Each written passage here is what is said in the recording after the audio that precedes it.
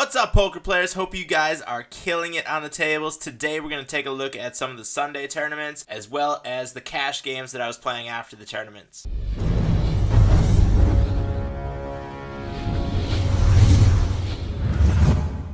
First hand we're taking a look at is pocket aces. The blinds had just gone up in this tournament, and with this player putting us all in, we don't really have a choice. It is a loose player, but we are going to get our chips in no matter what happened in this pot. With pocket aces, we were about to get blinded out anyway, and this tournament was getting close to the money. I think we were about maybe 3 or 4 tables right now, probably about 1 table from the money, and we wind up getting it in against fours and ace queen, and we hold up right there, wind up just about tripling up, and this hand was right before that, before the blinds had gone up. Same tournament. Again, we only have a little bit more than 4 rotations around the table, and we're about to get blinded out right here. So I think this is a pretty easy jam with king 10 suited. We're only 6-handed. We're in the hijack seat, and we're just hoping to pick up blinds here, but if we do wind up getting called, it wouldn't be a terrible spot to get it in with king 10 suited. Now we had just gotten through the blinds after that pocket aces hand. The blinds had gone up already. This is a turbo tournament, so they go up fairly quickly. We now have about 2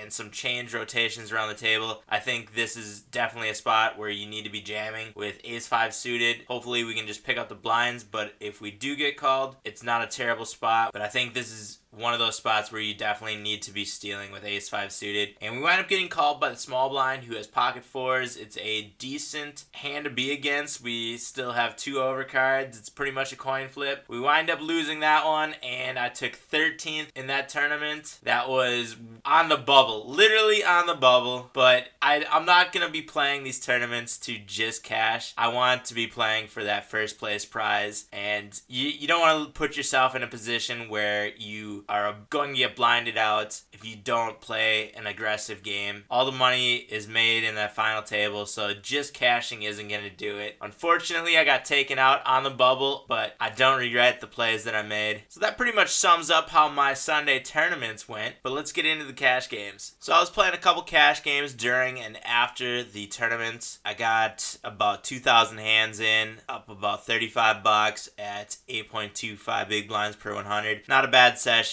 Made up for the tournament losses, and I think I was up a little bit on the night, but I'll take it. Being up is better than being down, so can't complain there. Let's look at some of the big hands from this session. First hand we're looking at is ace king from Under the Gun +2. We are at a 50 NL table. I open to 3x, and we get 3-bet on the button from a very loose player. This guy, he was just making some crazy aggressive plays all night. I don't know if he always plays this game, but he was definitely last night. You can see that his 3-bet percentage is 10.1, and 13% of that is premium hands. So he's betting a ton of his range, 3-betting a ton of his range, but he is only 4-betting premium hands. So I 4-bet into him. He has a 44% fold to a 4-bet here, and he does make a call. We wind up flopping top pair, top kicker. He has a relatively high number for fold on flop bets, but his bet on flop and bet on turn is really, really high. So I'm going to try to induce him to put a bet in here with hands that didn't connect with this flop, and I think a lot of his range didn't connect with this flop. So I just check back, and he does throw in a 3/4 size bet right here, which, you know, essentially commits us to the pot. He's committed to the pot as well. I don't want to have him fold something that he could bet bluff again on the turn or river. So I just make a call. That 9 probably isn't going to help much of his range. If anything, it gave him a couple outs, which is possible. I'm just going to check call here, and if he checks back this turn, then I'm going to go all in probably on the river. But he does it for me. He gets it all in. He's got 8 high. He does have an out to a 7. He does not hit it, and we pick up a very large pot right there. I think if I bet this hand anywhere after the flop, there's no way that he calls or even goes all in. I think he's going to find the fold button every time, but I gave him the opportunity to put all of his chips in the pot there, and it worked out well for us that time. Now we have king jack in the hijack seat. We have a limp from Under the Gun +2. I make an isolation bet to 5x. We have a player who posted to our left. He makes a fold, and it goes back to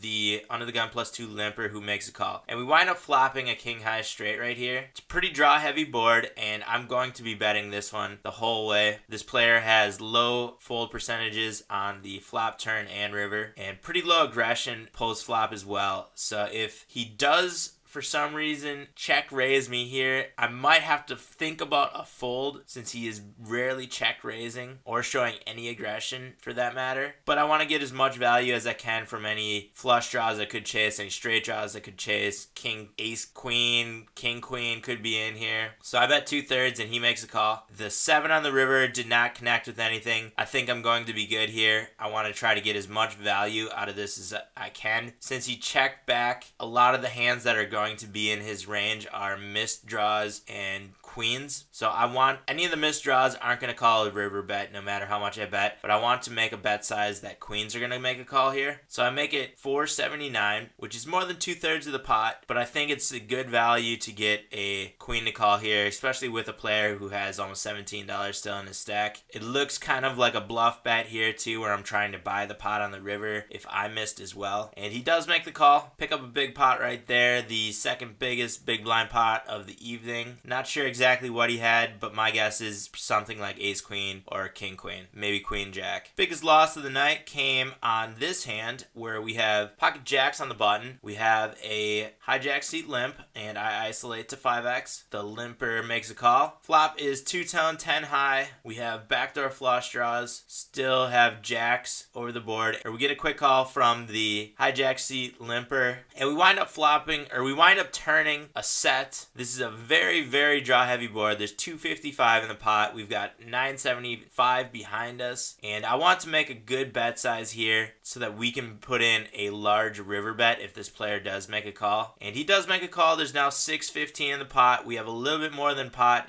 in our stack. I think that gives us the opportunity to get everything in on the river. Unfortunately, the club hit, which he could have been chasing the whole way. He could have been chasing a straight draw. He was just calling our bets and then comes out and fires when the club hits. And this player has a low aggression frequency, good showdown percentage. So that card really did scare me. He probably could have bet more and probably got a lot more chips from me. This is one of those hands, unfortunately, where I reluctantly call the river. I know there's a good chance that he did hit that card, but there's also a chance that he could have just been betting his missed draws and wanted to throw in a represented flush. Didn't think I was going to see queen 6, but that's what he had. We wound up losing a pot right there. Good river, good chase. Next hand we're going to take a look at is ace 10 in the hijack seat. Open raise at 3x. We get called to our left by Alpha Luck, who is a regular player, pretty aggressive player. High fold numbers though on the flop turn and even higher on the river. And we flop trips, ace kicker. I'm going to slow down and let this player bet it. Hopefully he has something like ace high or a pair that could be betting the whole way here. So I just make a call. That 3 is a perfect card for any pair less than 10s that could be in this pot. So I just make a check again and he comes out and bets big. And right here I thought about raising, but this is a competent player and I don't think me raising is going to be a good play. I think he's only going to be calling with hands like ours, ace 10, which there aren't very many of left in the deck. He's not going to be playing too many hands with 10s in his range. I could see 2s in his range, possibly 3s in his range. Maybe he has ace king clubs for a flush draw here, but I don't think a raise here is going to really add any value. I think we're only going to get rid of hands that could be calling a river bet here. So I'm just going to make a call and then probably lead out the river. And the river is a 4. That means that a flush missed. He's shown a lot of aggression already and he has a very high fold to river bet, and his bet on river looks a little bit more appetizing, and he winds up betting more than the pot right here. And I think that bet size takes a river raise out of play here. At this point, I think what is most likely going to happen is we're going to wind up splitting the pot with both of us having ace 10. We are either going to lose to pocket 2s or pocket 3s, or this player is representing one of those hands and he missed his flush, in which case he would just fold if we raised anyway. So I think a lot of the hands that we would see when we raise, we're going to wind up either splitting or losing to. So I think a call right here is the best play. So I do make the call and he winds up showing aces, and I was not expecting to see aces there. I think there was a chance if I raise, he might call since he had put so much into this pot already, but you never know, he could have gotten rid of it. That was one of those hands where he tried to conceal the aces, which he did. I didn't think he had aces, but it didn't work out for him, and we win a very big pot right there. Lucky flop for us. Next hand we're looking at is pocket aces for us this time. It's at a 25 NL table. I open to 3x from under the gun +1, and we get 3-bet on the button, and the small blind calls the 3-bet for his whole stack. He's all in. Mud butt on the button has pretty fishy numbers, and I don't think he's going to be getting rid of this hand anymore, so I can make a raise here, and he jams all in. Easy call for me. I do call, and we wind up seeing kings, and both these players miss all of their draws, and we pick up a big pot with the pocket aces. That one was pretty much a cooler. I don't know why Up in the Air decided to put all his chips in with 8-9 suited, maybe calling it a night, giving it a chance. Thank you for that donation. And now we're looking at pocket queens. This is at a 25 NL table. We are very deep stacked at about 2.5 buy-ins right now. We get a pre-flop call from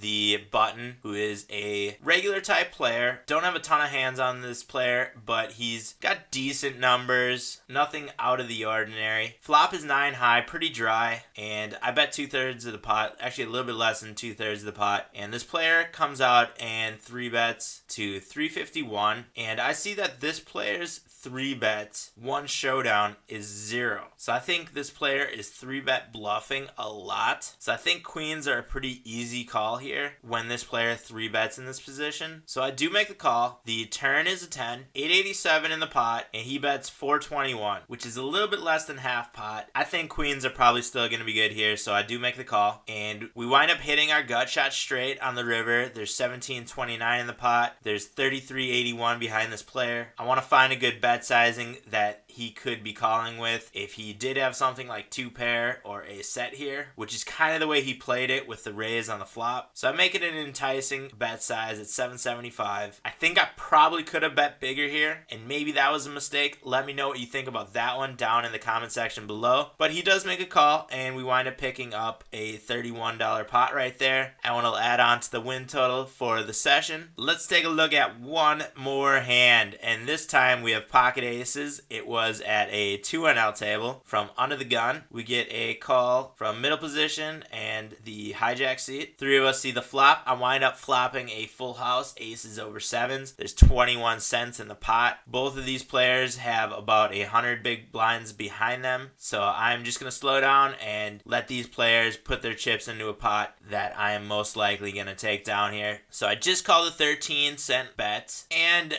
that turn locks it up for us. We have quad aces. This player has a 100% fold to turn bet, so I am not going to be betting into him with the quads. I will let him do the betting. He bets 30 cents. I just make a call. There's now $1.07 in the pot. He's got 151 behind him. I think when I jam here, it looks like a missed flush, and I think we could get a call from any pair in between aces and 7s. Any jack will probably make a call. Any 7 will make a call. I think this could have been a mistake as well. Maybe I could have checked and had him try to bet a missed flush here, put in a bluff, but he only has a 20% bet on river percentage so far. Yes, it is a small sample size, but I thought that a bet here was going to be our best chance to win the most amount from this player. So I put in a jam here to make it look like it was a bluff, even though we had the absolute nuts. He does make a fold. Maybe that was a mistake. Let me know what you guys think about that one as well down in the comment section. Do you think a check bluff induced deuce would have been a better play there. Maybe. Best part about this hand, 4:20 a.m. Dankmann, quad aces. Hit that subscribe button if you have not done that yet. Head down to the video description for links to America's Card Room where I do all of my poker play. Use promo code DKPoker, one word, to get a $1,000 cash bonus as well as 50 tournament bucks. There's a link for Hold'em Manager 2, which is the HUD that I use and everything I use to review my sessions. Hit that like button if you guys like this video. Like the hands, like Dankmann getting quad aces at 4:20 in the morning. How fucking cool is that? Share this video with any of your poker friends, and I'll be back with a new video very soon. But until then, I'll see you guys out on the virtual felt.